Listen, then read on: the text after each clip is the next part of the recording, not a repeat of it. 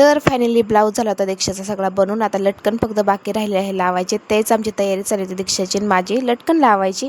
त्यानंतर सर्वात मोठा टास्क म्हणजे सुईमध्ये धागा लावायचा, कारण की सुई एवढी छोटी आहे ना, प्रचंड इथं पिका का दमली होती ते सांगते. कारण की पिकाचा ब्लाऊज आहे ना तो पूर्ण वर्कचा आहे, त्याच्यामुळे तिला वेळ खूप लागणार आहे. त्याच्यामुळे ती खूप दमल्यासारखं झालं होतं तिला. आणि एक महत्त्वाची गोष्ट, पिका अजिबात आहे ना हे करत नाही आहे, म्हणजे कंटाळा करत नाही, वर्क करतेच. कंटाळा आला तरी वर्क करायचं आहे तिला. त्यानंतर मी दीक्षाला लटकनचे काही प्रकार दाखवले, तर म्हणजे तेच प्रकार फक्त 1-2 बनवून दाखवले की अशा प्रकारे करतो म्हणून असं. नंतर पिकाचा ब्लाऊज बघितला, खूप सुंदर पिकाने केला होता ब्लाऊज. आणि सगळ्यांचेच खूप सुंदर ब्लाऊज झालेले आहे सगळ्यांचे. बॅक टू बॅक तुम्हाला सगळे आहे ना व्हिडिओ फोटो येत राहते, तुम्ही नक्की बघा. आणि त्यानंतर मी अशी साडी घातली होती मम्मीची आज.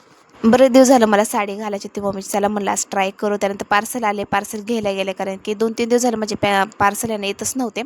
फायनली पार्सल आले होते माझे. त्यासाठी मम्मीचे 2 म्हणजे मला 2 साड्या मागवल्या, तर एक मम्मीचं पार्सल आहे. तर माझं इथं खोलायचं काम झालं, कारण की मलाही ना कधी पार्सल उघडते आणि कधी असं होतं मला सुद्धा येड्यावाने होतं जरा. पार्सल कधी ओपन करते आणि कधी काय त्यामध्ये बघते, असं चाललेलं असतं माझं.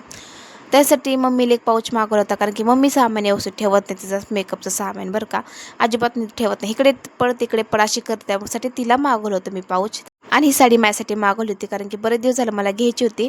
मला चला घेऊन तर बघू मला कशी येते कशी नाही. खूप छान आली बरं का, मला तर आवडली होती, कारण की प्लेन आहे, कलर पण खूप छान आहे आणि छान दिसते घातल्यानंतर, थोडंसं वेगळं जरा लुक पण येतो. त्यानंतर एक पैठणी साडी मागवली होती, बघू आता रिटर्न करायची, कारण की माझ्याकडे एवढ्या साड्या पैठणी झाल्या तरी माझं काही शॉक जात नाही पैठणी साड्यांचं. घेतच असते मी, घेतच असते. आणि हा कलर मला खूप आवडला होता, सहज बघितलं होतं, पण मला बरेच दिवस झालं घ्यायचं होतं. मला चला घेऊन टाकू म्हणलं, कमवते कोणासाठी, आपल्यासाठी कमवायचं, आपल्यासाठी खर्च करायचा.